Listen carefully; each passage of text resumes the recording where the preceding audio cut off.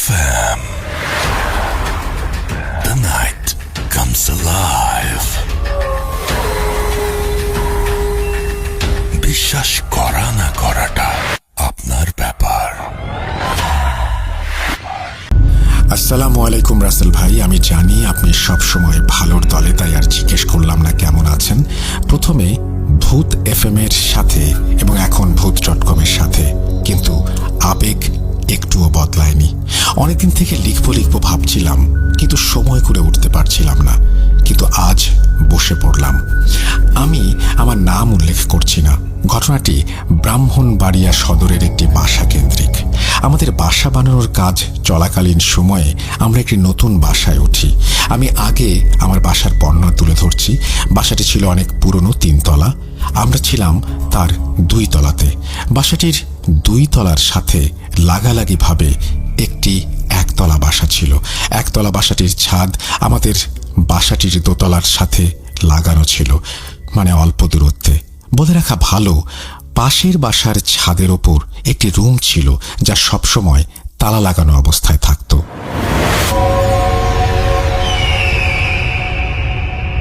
প্রথম ঘটনা, প্রথম দিন বাসায় ওঠার পর রাতে ঘুমোতে যাওয়ার আগে আমার আম্মু খেয়াল করেন যে পাশের ছাদে 2টা ছায়ামূর্তি ছাদের এক মাথা থেকে অন্য মাথায় তারা দৌড়াদৌড়ি করছে। আম্মু প্রথমে ভাবে ছায়ামূর্তি দুটো হয়তো আমাদের বাসার 3 তলার কারণ হলো পাশাপাশি ছাদ হওয়ার কারণে এই বাসার লাইটের আলো ওই ছাদে গিয়ে পড়ে। একটু পর খেয়াল করে ছায়ামূর্তি 2টা পাশের বাড়ির ছাদের রুমের দিকে মিলিয়ে যায়। ঘটনা 2, শীতের সময় হওয়ায় সন্ধ্যার পর জানালা লাগিয়ে দিত আম্মু। বলে রাখা ভালো, জানালাগুলো ছিল কাঠের বড় পাল্লার। আমি তখন আমার টেবিলে বসে পড়ছিলাম। হঠাৎ করে জানালায় অনেক জোরে থাপ্পড় দেওয়ার শব্দে আমরা সবাই অবাক হয়ে যাই। স্তব্ধতা কাটিয়ে জানালা খুলে কাউকে খুঁজে পাওয়া যায় না আর। তারপর থেকে নিয়মিত প্রতিদিন জানালায় থাপ্পড় দেওয়ার শব্দে পুরো বাসা কেঁপে উঠত আর আমরা নির্বাক হয়ে তাকিয়ে থাকতাম। ঘটনা 3, একদিন রাতে আনুমানিক 1টা থেকে 1:30টার মধ্যে আমাদের ঘুম ভেঙে যায় আম্মুর চিল্লাচিল্লিতে। ঘুম থেকে উঠে ঘটনা যা শুনি তা ছিল অবাক করা। আম্মু নাকি শুনতে পায় আপুর রুম থেকে কিছু ভাঙার শব্দ। তারপর আম্মু আপুর রুমে গিয়ে দেখে আপুর রুমের জানালা খোলা। আপুর চুলগুলো ছিল এলোমেলো। আপুর একটা হাত ছিল জানালার বাইরে। আম্মুর সাথে সাথে আপুকে ধরে জানালার পাশ থেকে নিয়ে আসে এবং আম্মু খেয়াল করে আপুর হাতে খামচে ধরার দাগ। ওই রাতে আমরা সবাই একসাথে ঘুমাই এবং রাতে আর কিছু হয় না। ঘটনা 4, আমরা সবাই ঘুমের প্রস্তুতি নিচ্ছিলাম। ঠিক তখনই পাশের ছাদ থেকে নুপুরের শব্দে সবাই অবাক হয়ে যায়। প্রথমে আস্তে আস্তে, তারপরে শব্দটা প্রকট হতে থাকে। আমাদের কারোরই সাহস হচ্ছিল না জানালা খুলে দেখার। ঠিক কতক্ষণ ছিল মনে নেই। আস্তে আস্তে সব স্বাভাবিক। আমরা আসলে এতদিনে মোটামুটি বিরক্ত এই সবে। আম্মু একজন হুজুরের কাছে যাওয়ার সিদ্ধান্ত নেয়। হুজুর কিছু একটা লিখে দেয় এবং বলে এগুলো জানালার উপরে লাগিয়ে দিতে। আমরা তা করি। তারপর থেকে জানালায় আর কোনো শব্দ হয় না। তারপর থেকে শুরু হয় অন্য একটি সমস্যা। রাত হলেই আমাদের পুরো বাসা রান্নার ঘ্রাণে মুখরিত হয়ে যেত। তার সাথে জোরে জোরে বাটার শব্দ, মনে হয় কোনো কিছু বাটা হচ্ছে। প্রথম দিন আমরা ভেবেছিলাম হয়তো ওপরের তলাতে কেউ শব্দ করছে, কিন্তু 3-4 দিন একটানা শব্দ হওয়ার পর আম্মু ওপরের আন্টিদের জিজ্ঞেস করলে তারা বলে রাতে তারা রান্নাই করে না এবং এই শব্দটা তারাও পায় এবং তারা এটার সাথে অভ্যস্ত। আম্মু তখন একে একে আমাদের সাথে ঘটে যাওয়া কাহিনীগুলো বলতে থাকে। তারপর আন্টি আম্মুকে ব্যাপারটা খুলে বলে। বাসার ছাদে তারা কেউ সন্ধ্যার পরে আসে না। তাদের সাথেও অনেক ধরনের ঘটনা ঘটেছে। শুধু তাই না, তারা এই বাসাটি 1 তলা থেকে ওপরে বাড়াতেও পারে না। কাজ শুরু হলে কোনো না কোনোভাবে সেটি বন্ধ হয়ে যায়। অনেক হুজুরকে দেখানোর পরও তারা কোনো সমাধান করতে পারেনি। তাই সবার উত্তর একটাই, এই জায়গাটায় জিনরা চলাচল করে। এটা তাদের রাস্তা, যেটা বন্ধ করা কারো পক্ষে সম্ভব না। আমাদের এই ফ্ল্যাটটাতে বেশি দিন কেউ থাকতে পারে না। আগে যারা ছিল তারাও এসব কারণে বাসাটি ছেড়ে দেয়। দেখতে দেখতে আমাদের বাসা বানানো সম্পূর্ণ হয়ে যায়। আমরাও চলে যাই এখান থেকে। ওই বাসাটা ওভাবেই আছে। এলাকার সবাই চেনে ওই বাসাটিকে। এই ছিল আমার ঘটনা রাসেল ভাই। চেষ্টা করেছি গুছিয়ে লেখার, জানি না কতটুকু সফল। ঘটনাটি সিলেক্টেড হলে একটু কনফার্ম করবেন। এই বলে তিনি তার ঘটনা শেষ করেছেন। আশা করছি এই ঘটনাটি আপনাদের ভালো লেগেছে। আমরা চলে যাব আমাদের পরবর্তী ঘটনায়। যেভাবে লেখা আছে আমি সেভাবেই শুরু করছি। আসসালামু আলাইকুম রাসেল ভাই, আমি জানি আপনি ভালো আছেন, ভালোর দলে। আমি ব্রাহ্মণবাড়িয়া থেকে বলছি। আমার নাম সিয়াম। আমি 9ম শ্রেণীর ছাত্র। আজকে ভূত.com-এ এটা আমার প্রথম ঘটনা, তাই কোনো ভুল হলে ক্ষমা সুন্দর দৃষ্টিতে দেখবেন। এখন আমি যে ঘটনাটি বলবো এটা আমার ফ্রেন্ড তামিম, তার সাথে ঘটে যাওয়া একটি ঘটনা। তামিম নামটি ছদ্ম একটা নাম ব্যবহার করা হয়েছে। জানি না ঘটনাটা কতটা ভয়াবহ। ঘটনাটি বিশ্বাস করা বা না করা আপনাদের ব্যাপার। আমি তামিমের ভাষায় ঘটনাটি বলছি।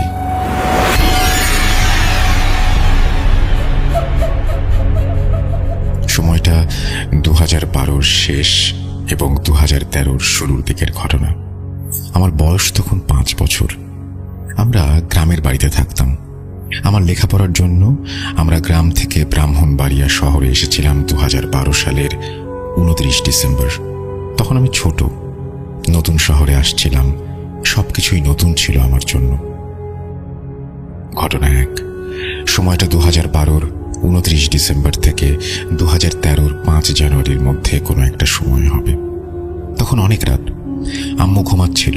বলে রাখা ভালো, আমার বাবা প্রবাসী, তাই আমি, আমার বোন এবং আম্মু বাসায় থাকতাম। আমাদের বাসা ছিল ব্রাহ্মণবাড়িয়ায় তখনকার সবচেয়ে বড় বিল্ডিং, যেটা 14 তলার পাশে। ওই রাতে যখন আমার ঘুম ভাঙে তখন আমি জানালার কাছে দেখি একটা অতি প্রাকৃত কিছুর অস্তিত্ব। কিছু খেয়াল করার পর আমি অবয়বটাকে দেখতে পেলাম। ওই অবয়বটা আমাকে দেখে একটা পৈশাচিক হাসি দেয়, যা দেখে অনেক ভয় পাই এবং আমি যে ঘুমিয়ে পড়ি। সকালে আমি এটাকে ভুল ভেবে আর আম্মুকে বলিনি। ঘটনা 2। এর কিছুদিন পরে আম্মু বলল রাতে আমাদের খাট নাকি অনেক কাঁপছিল।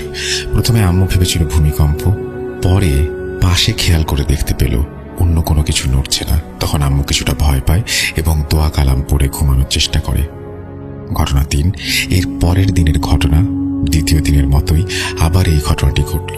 তখন আমিও ওই খাটের কম্পনটি অনুভব করেছিলাম। ঘটনা 4। এর পরের দিন আমার আম্মু আর আমার দূর সম্পর্কের একজন খালুর সাথে যোগাযোগ হলো, যিনি হুজুর। তখন আম্মু আমার খালুকে বাসায় আসতে বললেন। তিনি আমাদের পুরো বাসা ঘুরে আম্মুকে বললেন তিনি পরদিন জানাবেন। এরই মাঝখানে আমাদের নানা রকমের অতি প্রাকৃত ঘটনা ঘটতে থাকে। পরদিন আমার খালু আম্মুকে ফোন করে বলল একটা খারাপ জিন যা আমার উপরে আসর করার চেষ্টা করছে। ওই দিন বিকেলে খালু আমার বাসায় আসার কথা বললেন। যথারীতি খালু বিকেলে বাসায় এসে আমাদের 3 জনকে 3টা তাবিজ দেন এবং সব সময় এটা আমাদের পড়ে থাকতে বললেন। এরই সাথে উনি আমাদের বাসা বন্ধ করে দেন। কিন্তু খালু আমাদের বলেন কোনো মৃত বাড়িতে বা জানাজায় অংশগ্রহণ করার সময় যেন তাবিজ খুলে যায়। ঘটনা 5। এরপর 5 বছর চলে যায়। সময়টা 2018। আমি তখন 5ম শ্রেণীতে পড়ি। এরই মাঝে আমার সাথে অন্য কোনো ঘটনা ঘটেনি। ওই বছর আমি গরমের ছুটিতে আমার মামার বাড়িতে যাই এবং এর মধ্যে এক শুক্রবার জুম্মার নামাজের পর একজনের জানাজা ছিল। তখন আমি জানাজায় অংশগ্রহণ করি, কিন্তু তখন আমি তাবিজ খুলতে ভুলে যাই আর এটা আমি তখন খেয়ালও করিনি। ঘটনা 6। ওই দিন রাতে আমি এবং আমার মামাতো ভাই বাইকে ঘুরতে যাওয়ার সিদ্ধান্ত নিই। আমার মামাতো ভাইয়ের নাম সাইম, এটিও ছদ্মনাম। বাইকটা সাইম ভাইয়ের না, বাইকটা ছিল তার বড় ভাই রাজীব ভাইয়ের। আর বাইকটা অনেক এক্সপেন্সিভ হয়। সাইম ভাই খুব ভালোভাবে চালাতে না পারায় রাজীব ভাই বাইকটা সাইম ভাইকে দিতে চাইতো না। ওই দিন রাজীব ভাই বাড়িতে না থাকায় আমরা সবাই লুকিয়ে লুকিয়ে ঘুরতে যাওয়ার সিদ্ধান্ত নেই। ঘটনা 7। আমরা প্রায় 11:30টার দিকে বাসা থেকে বের হই। অনেক সময় ঘোরার পর সাইম ভাই বলল তার বন্ধুর বাসায় যাবে। তাই আমরা তার বন্ধুর বাসায় যাই। ওখানে সাইম ভাইয়ের বন্ধুর সাথে অনেক সময় কথা বলার পর আমরা বাসায় চলে আসলাম। তখন অনেক রাত, মাঝখানে রাস্তায় অনেক সময় চলার পরও আমাদের যেন রাস্তা শেষ হচ্ছিল না। তখন আমি এবং আমার মামাতো ভাই তো নানা রকম ভয়ানক শব্দ শুনছি। তখন আমার মামাতো ভাই আয়াতুল কুরসি পড়তে শুরু করলো এবং ওই মায়াজাল থেকে বেরিয়ে আসলো এবং তাড়াতাড়ি সামনের এলাকার মসজিদে আমরা দুজনে ঢুকে পড়ি। আমরা মসজিদের ভেতর থেকে বাইরে নানা ধরনের আওয়াজ পাই, মনে হয় কেউ আমাদের ডাকছে এমন। তখন আমরা একটি কথা বারবার শুনতে পারছিলাম, কথাটি ছিল এমন, বাইরে আয়। আর শুনতে পারলাম আমাদের নাকি ছাড়বে না। তখন ভয়ে মসজিদে অজু করে কোরআন পড়তে শুরু করলাম। এর একটু পরে আমরা দেখতে পেলাম ওই মসজিদের বড় হুজুর আসলেন এবং আমি হুজুরকে সবকিছু খুলে বললাম। তিনি তখন ওই তাবিজটা দেখাতে বললেন, কিন্তু আমার মনে পড়ে তখন আমি হুজুরকে তাবিজের কথা বলিনি। তো হুজুর জানলো কিভাবে? তখন আমি এই বিষয়টি খেয়ালও করিনি তেমন। তারপর হুজুর আমাকে তাবিজটি ফিরিয়ে দেয় এবং আমাকে তাবিজ পড়তে বলে। আবার হুজুর আমাদের বলল, একটু পর ফজরের নামাজ পড়ে আমরা যেন বাসায় যাই। হুজুর আমাদের আরো বললেন আমার সাথে আর কিছু হবে না। এটা বলে হুজুর বাইরে চলে যান। ওই রাতে ফজরের নামাজের সময় আমার আরেক মামাতো ভাই নামাজ পড়তে আসে, যার নাম শরীফ। তিনি 5 ওয়াক্ত নামাজ পড়তেন। শরীফ ভাইকে দেখে আমরা তখন ঘটনাটি বলতে পারিনি। তখন আমি একটা জিনিস খেয়াল করলাম, ওই বড় হুজুর নামাজ পড়াতে আসেননি, নামাজ পড়াতে এসেছিল বড় হুজুরের ছাত্র। আর আমি শরীফ ভাইকে নিয়ে তখন বাড়িতে চলে যাই। পরদিন বিকেলে আমরা শরীফ ভাইকে সবকিছু খুলে বলি। তখন শরীফ ভাই বলে, মসজিদের বড় হুজুর তো অসুস্থ, তিনি 1 সপ্তাহ থেকে হাসপাতালে, হুজুরের ছাত্র নামাজ পড়ান। এটা শুনে আমি এবং সাইম অনেক ভয় পেয়ে যাই। আমি তখন ওই বড় হুজুরের ছাত্রকে সম্পূর্ণ ঘটনা বলি। তিনি বলেন, এরকম অনেক ঘটনা আমাদের সাথে ঘটে যা কখনো বুঝতে পারি না, যার কোনো বিশ্লেষণ থাকে না, হয়তো আমাদের কাছে থাকে না, হয়তো ওই সময় আমাদেরকে সাহায্য করেছিলেন তিনি, হয়তো তার রূপ ধরে ভালো কোনো জিন। এরপর আমার সাথে আর কোনো ঘটনা ঘটেনি, এই বলে আমার বন্ধু তামিম তার ঘটনা শেষ করে। জানি না ঘটনাটি কতটা ভয়াবহ হয়েছে, কিন্তু তামিম বলে ঘটনাটি সম্পূর্ণ সত্যি। লেখায় ভুল ত্রুটি হলে ক্ষমা করবেন। ঘটনাটি আমি অনেক আগে শুনেছিলাম, কিন্তু এখানে একটা কিছু নতুন করে যুক্ত করিনি, বরং আমার অনেক কিছু বাদ দিয়ে ঘটনাটি আমি লিখেছি।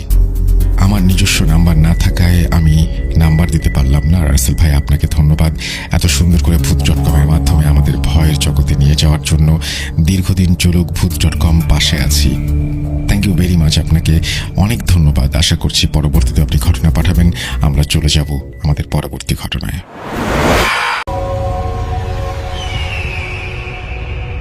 আমরা চলে যাব আমাদের পরবর্তী ঘটনায়।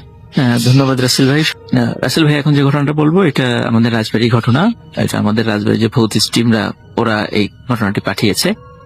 তো এই ঘটনাটি আমাদের রাজবাড়ি জেলার মানে পাচুরিয়া যে ইউনিয়নটা আছে সেখানে অন্তারমন নামক একটা গ্রাম আছে। আচ্ছা। তো ওই গ্রামের একজন ব্যক্তির সাথে ঘটে যাওয়া ঘটনা। আচ্ছা। তো উনি নতুন বিয়ে করেছেন, 2-3 মাস হয়েছে আর কি।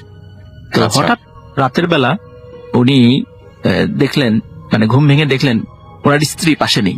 আচ্ছা। তখন উনি চিন্তা করেছিলেন হয়তোবা কোনো কারণে বাইরে গেছেন আর কি, ঘরের বাইরে, কিন্তু খেয়াল করলেন যে না, ঘরের দরজা তো বন্ধ।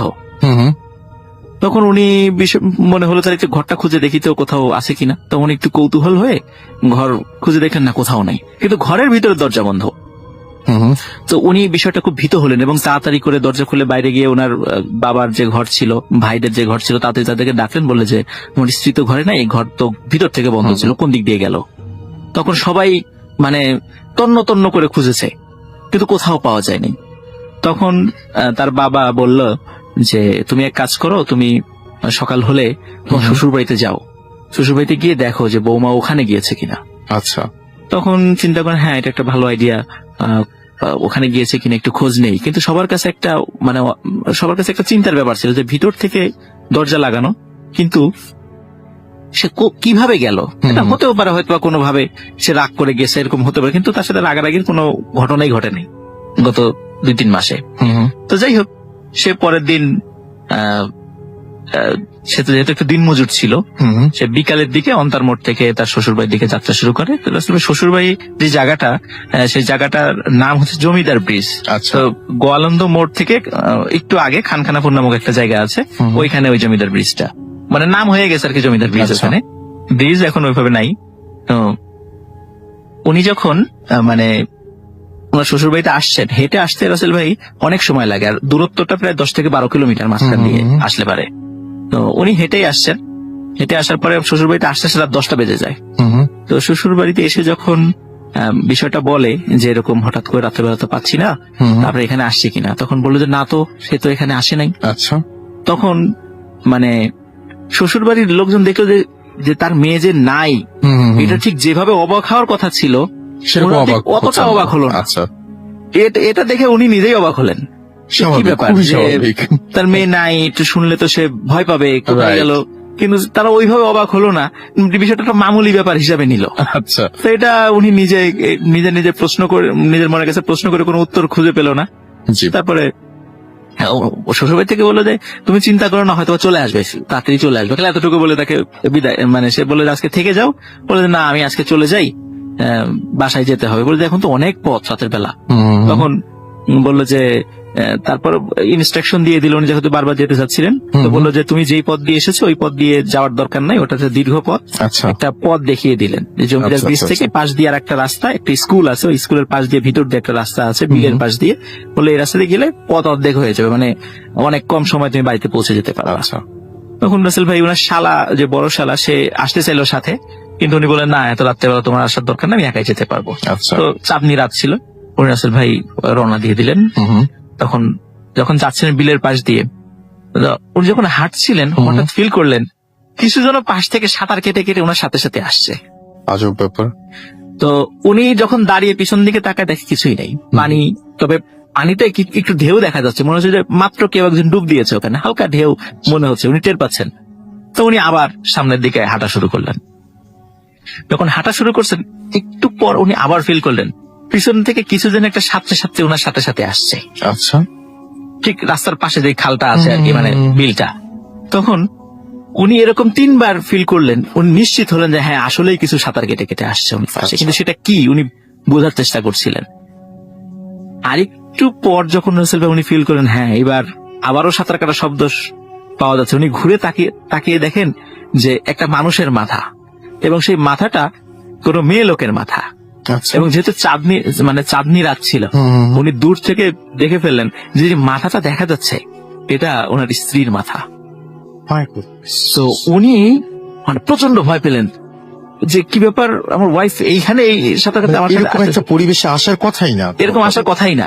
তো উনি প্রচন্ড ভয় পেলেন, ভয় পাওয়ার বলছে এই তুমি ওখানে কেন, উঠে আসো। সে আসে না, সে ওখানেই থাকে, সে বরং ইশারা করে পানির মধ্যে তাকে ডাকে। আচ্ছা।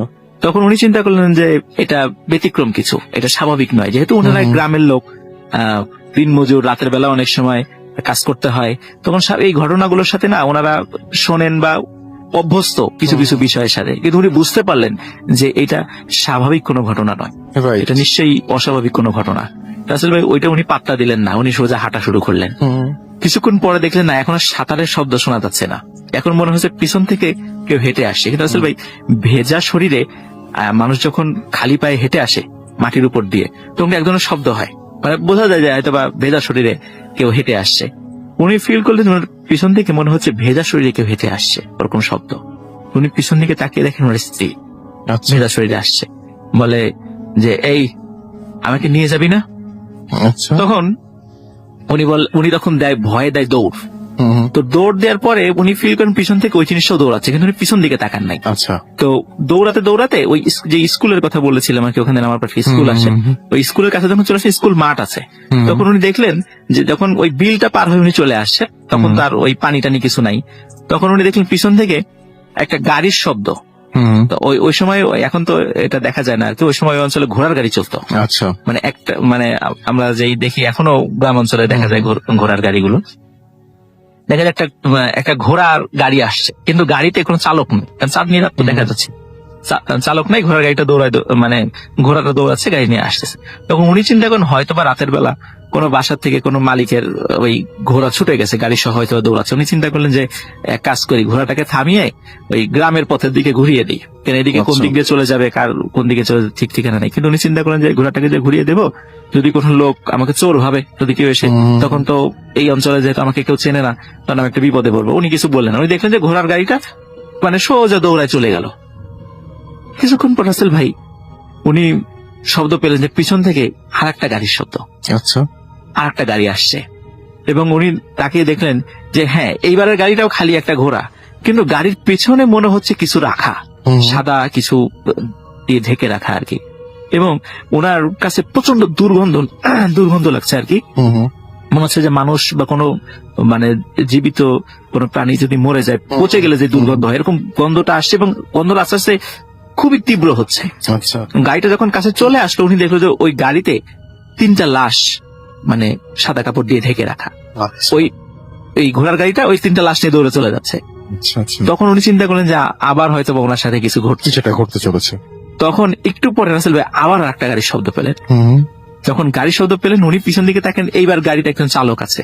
আচ্ছা, এবং চালকটা খুবই বেটে আকৃতির একটা মানুষ, কালো কুচকুচে খুবই বেটে আকৃতির একটা মানুষ। তো ওখানে প্রচন্ড দুর্গন্ধ আসছে। যখন তার কাছে চলে আসে, তখন রাসেল ভাই ওই চালককে জিজ্ঞেস করেন, এই তোমরা এই লাশটা নিয়ে কোথায় যাচ্ছ, কোন দিকে যাবা? তখন বলে যে তোর বাড়ির দিকে যাচ্ছি। বলে আমার বাড়ির দিকে মানে? বলে হ্যাঁ, তোর বাড়ির লোকজন আনতে যাচ্ছি। তো তখন বলে যে কি আমার বাড়ির লোকজন তুমি আনতে যাবা কেন? কয় যে বিশ্বাস হয় না, এই কাপড়টা সরা। তখন কাপড়টা সরিয়ে দেখতে রাসেল ভাই ওনার স্ত্রী, ওনার ভাই, ওনার মা, তাদের লাশ ওখানে রাখা। আচ্ছা, এবং লাশগুলো বিকৃত হয়ে গেছে, মানে পচে গেছে। এই দৃশ্য দেখে উনি আসলে রাসেল ভাই আর সেন্স রাখতে পারেন নাই। উনি তখন সেন্সলেস হয়ে পড়ে যান। তখন ওনার যখন সেন্স ফেরে, সকালবেলা ওই গ্রামের লোকজন ওনাকে উঠায়, তখন উনি ওনার বাড়িতে চলে যান।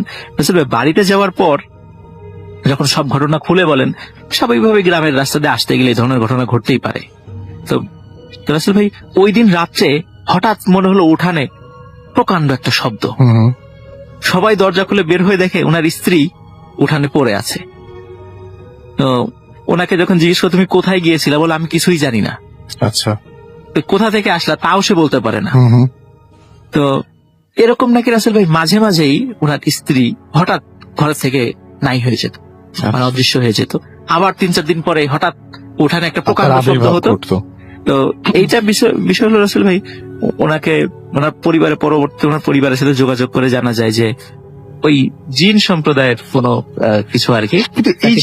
কিন্তু এই জিনিসটা খুব অদ্ভুত। যখন ওয়াইফকে উনি দেখেন যে উধাও হয়ে যায়, তখন আবার যখন দেখেন যে বাইরে কোথাও ওয়াইফকে দেখতে পান, এই দুটো ঘটনা কি সামহাউ রিলেটেড? মানে উধাও হয়ে কি পেছন পেছন আসেন, নাকি ওইটা আবার অন্য একজন? এখানে আসলে আমি জিজ্ঞেস করেছিলাম যে ঘটনাটা কি ঘটে। তখন বললো যে আসলে ওই মহিলা কারোর সাথে সংসার করুক, ওর সাথে যে জিনগুলো সেটা চায় না, এই জন্য তাকে দীর্ঘদিন বিয়ে দেওয়া যেত না। তারপরে বিয়ে হওয়ার পরে এই ধরনের সমস্যাগুলো প্রকট আকার ধারণ করে আর কি।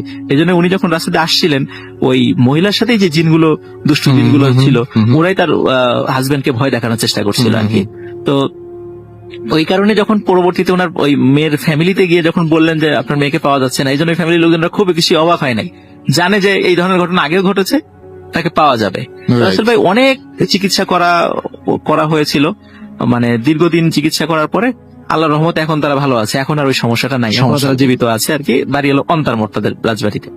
তো এটাই ছিল রাসেল ভাই। এবং এটা পুরোপুরি জিন রিলেটেড, এটা পুরোপুরি জিন রিলেটেড ঘটনা। আর ঘটনাটা 1992 সালের ঘটনা। 1992 সালে, তার মানে বেশ আগের ঘটনা। তো যাই হোক, আজকে এরকম একটা মুহূর্তে আপনাকে জানাতে চাই অনেক অনেক অনেক অনেক ধন্যবাদ এবং অনেক অনেক শুভকামনা। আপনি যদি আপনার কাছের মানুষ বা পরিচিত মানুষদের ঈদের শুভেচ্ছা জানাতে চান, তাহলে আপনি এখন জানাতে পারেন। ধন্যবাদ রাসেল ভাই। এই সুযোগটা আসলে অন্যান্য সময় যখন আসে কাউকে আসলে ওইভাবে শুভেচ্ছা আমি দিতে পারি না। তো আজকে যেহেতু সুযোগটা পেলাম ঈদের শুভেচ্ছা, তো সবাইকে জানাতে চাই। আমার আব্বা আম্মা, আমার ভাই বোন যারা আছে, রুম্মান, মারজান, আদনান, আমার ভাগিনা রাইয়ান, তারপর আমার ফ্রেন্ড সার্কেলে যারা আছেন, কণা আছে, তারপরে হাসান আছে, তারপর আমার সব স্টুডেন্ট যারা, আমার স্টুডেন্টরা আবার আমার মাঝে মাঝে ক্লাসে না আমাকে জিজ্ঞেস করে। আচ্ছা আচ্ছা, তো আমি অবশ্য ক্লাসে বলি যে আসলে ক্লাসে এই ধরনের বিষয়ে আমি কোনো কথা বলতে চাই না, তো অনেক সময় ক্লাসের পরে বিষয়গুলো জিজ্ঞেস করে, যে অনেক সময় বলে যে স্যার আমার একটা ঘটনা আছে, এই যেমন আজকে যে ঘটনা আমি বললাম, এটা আমার এক স্টুডেন্ট, প্রথম যে ঘটনাটা আমি বলেছি আচ্ছা। আমার এক স্টুডেন্টের ঘটনা। সে আমার সকল স্টুডেন্টকেও শুভেচ্ছা এবং ঈদ মোবারক। ওকে, অনেক ধন্যবাদ আপনাকে। এবং ঈদ শুধু না, ঈদের মতোই প্রতিটা দিন অনেক সুন্দর হোক, অনেক মঙ্গল হোক আপনার জীবনে। এবং আমরা চলে যাচ্ছি আমাদের পরবর্তী অতিথির কাছে, যিনি একজন মেডিকেল স্টুডেন্ট, এবং তার নামটা আমরা তার মুখ থেকে শুনবো তার গল্পটি। ডিয়ার লিসেনার, আমি এনআই আসি। আমি এসেছি ফার্মগেট থেকে। আমি একটা প্রাইভেট মেডিকেল কলেজে 3rd ইয়ারে পড়ছি। আমি যে ঘটনাটা বলবো এটা আমার জীবনে ঘটা তৃতীয় ঘটনা। ঘটনাটা ঘটে হচ্ছে 2013 সালের ফেব্রুয়ারি মাসের 15 তারিখ। ঘটনার দিন ছিল শুক্রবার, আর ঘটনাটা ঘটে হচ্ছে আমার কলেজ বিল্ডিং এ। ঘটনা যাওয়ার আগে আমার বিল্ডিংটা একটা বর্ণনা দিই। আমাদের কলেজ যে বিল্ডিংটা সেটা হচ্ছে 12 তলা, আর 3 তলা হচ্ছে আমাদের অ্যানাটমি ডিপার্টমেন্ট, 6 তলাতে হচ্ছে ক্যান্টিন, আর 10 এবং 12 তলাতে হচ্ছে আমাদের মেয়েদের হোস্টেল। আর কলেজ বিল্ডিং এর পাশে আমাদের বয়েজ হোস্টেল। তো যেহেতু মানে মেয়েদের হোস্টেল কলেজ বিল্ডিং এ, সেহেতু আমাদের নিয়ম ছিল 9:30টার মধ্যে আমাদের ছেলেদের খাওয়া দাওয়া শেষ করে চলে আসতে হতো ক্যান্টিন থেকে। তো শুক্রবার দিন আমি নীল খেতে যাই, ওখান থেকে আর কি কিছু বই কেনাকাটা করার জন্য। তো আমার বই টই কিনে ব্যাক করতে 10:30টা বেজে যায়। তো তখন আমি বাইরে থেকে কিছু খেয়ে আসি নাই, আইসা দেখি যে হোস্টেলে সবাই খাওয়া দাওয়া শেষ করে ফেলছে অলরেডি।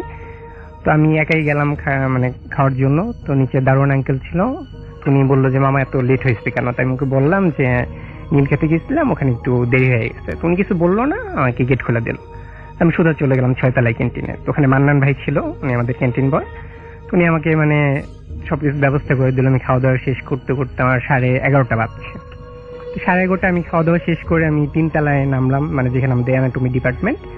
তো নামার সময় আর কি হঠাৎ করে আমি আমাদের যে ডিসেকশন রুমটা আছে, ওইদিকে সিঁড়ির পাশে ডিসেকশন রুমটা ছিল, তো ওখানে খেয়াল করলাম। দেখি আমার কাছে মনে হচ্ছে যে দরজাটা একটুখানি খোলা। আমি চিন্তা করলাম আমাদের লাইটিং ব্যবস্থা অনেক ভালো ছিল, প্রত্যেকটা তলায় সন্ধ্যার পর থেকে ভালো লাইটের ব্যবস্থা, যে এটা কি আমার চোখের ভুল না সত্যি খোলা।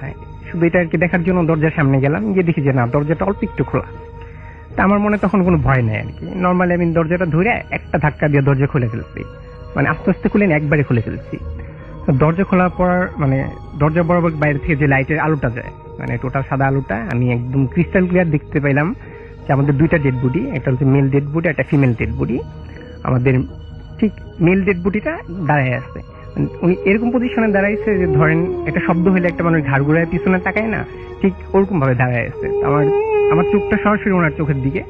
আমি 5-6 সেকেন্ডের জন্য একদম টোটাল স্টিল ওখানে দাঁড়ায় রয়েছে, যে কি করবো আমি বুঝতে পারতেছি না, কোনো সেন্সও কাজ করতেছে না। তো কয়েক সেকেন্ড পর আমার সারাটা গা কাঁপা দিয়ে উঠলো, কাঁপুনি দিয়ে উঠলো। তখন আমার মনে হলো যে না, এখান থেকে দৌড় দিতে হবে। তো আমি তাড়াতাড়ি নিচে গেলাম, দরজা লাগাইছি কি লাগাইনি আমার তখন খেয়াল নাই। এক দূরে নিচে একদম নিচতলায় গার্জিয়ানদের বসার জন্য বেঞ্চ পাতা থাকে, তো ওখানে গিয়ে বসে হাঁপাচ্ছি। তো বাইরে থেকে দারোয়ান আঙ্কেল দেখা ভিতরে আসলে এসে বললো যে মামা কি হয়েছে তোমার, কিছু দেখছো নাকি, ভয় পাইছো নাকি? তাই মনে হয় কিছু বললাম না, শুধু বললাম যে 1 গ্লাস পানি খাওয়াইতে পারবেন আঙ্কেল? তো উনি আমার 1 গ্লাস পানি নিয়ে এসে দিল। তাই আমি পানি টানি খাইলাম, ওখানে 5 মিনিটের মতো বসেছিলাম। যখন একটু ইজি হলাম তখন ওনাকে বললাম যে আঙ্কেল আমাকে একটু হোস্টেল পর্যন্ত আগায় দিয়ে আসতে পারবেন? তো উনি আমাকে হোস্টেল পর্যন্ত আগায় দিয়ে আসলো। তো আমাদের হোস্টেলে তখন আমার রুমমেট ছিল অনিক, অবি, বনফুল, মারুফ। তো ওরা আর কি আসলো, এসে আর কি আমার নিয়ে গেলো হোস্টেলের রুমে। তো ওরা জিজ্ঞেস করতেছে, প্রচুরভাবে জিজ্ঞেস করতেছিল কি হয়েছে তোর, তুই এরকম করতেছিস কেন আর কি। আমি ওদেরকে কিছু বলি নাই, আমি বললাম যে কিছু হয় না ওরকম, কথাটা কাটায় নিয়ে গেলাম। তো সেদিন রাত্রে আমার প্রচন্ড জ্বর আসছে এবং পরের দিন আমার প্রচন্ড জ্বর ছিল। তো তার কিছুদিন পরে আর কি আমি হোস্টেলটা ছেড়ে দিই। আসলে এটা ছিল আমার জীবনে ঘটা তৃতীয় ঘটনা। ওকে, আপনাকে অনেক ধন্যবাদ। আমরা চলে যাব আমাদের প্রথম অতিথির কাছে, এবং তার কাছে আমরা তার দ্বিতীয় ঘটনাটি শুনবো, এবং আপনাকে অনুরোধ করব আরো একবার আপনার নামটা জানিয়ে আপনার ঘটনা শেয়ার করার। ধন্যবাদ রাসেল ভাই, আমি তুষার, টিএনটি আমাদের টিমের নাম। আসলে রাসেল ভাই ব্যাপারটা হচ্ছে এরকম যে ভূতের ডিয়ার লিসেনার, আজকের এই বিষয়টি খুবই ভয়ঙ্কর হতে যাচ্ছে, কেননা প্রত্যেকটা ঘটনাই কিন্তু বাছাই করা ভয়ানক ঘটনা।